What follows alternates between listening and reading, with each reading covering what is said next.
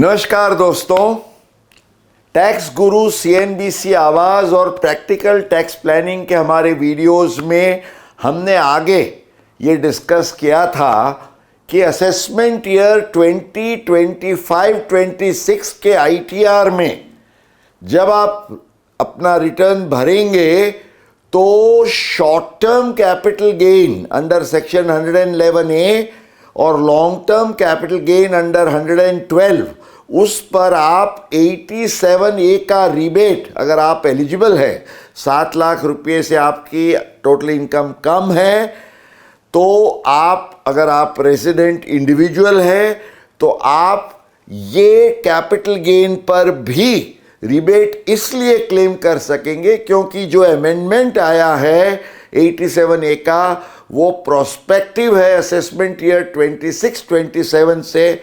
25-26 के लिए आपको कोई बात नहीं होना चाहिए।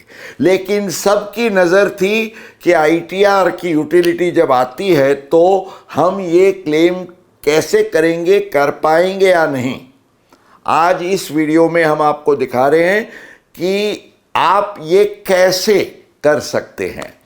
ये स्क्रीन पर आपकी जो टोटल इनकम है वो नॉर्मल इनकम जो है वो 5 लाख, कैपिटल गेन्स की इनकम है 75,000। सो 75,000 short term gain under 111A, 5 lakhs normal income, आपकी टोटल इनकम हुई 5,75,000। 7 लाख से ये कम है, एलिजिबल फॉर रिबेट। अब टैक्स की गिनती कैसे होगी तो स्क्रीन पर आप देखेंगे कि नॉर्मल जो टैक्स है आपका वो है 10,000, कैपिटल गेन 75,000 पर 20% 111A में 15,000, टोटल टैक्स हुआ 25,000। अब आप जब देखेंगे तो स्क्रीन पर आईटीआर की यूटिलिटी ऑटोमेटिक केवल 10,000 लेती है, लेकिन आप उसको मैन्युअली 25,000 टाइप कर सकते हैं और वो करने पर आपका टैक्स पेएबल आफ्टर रिबेट आ जाता है 0।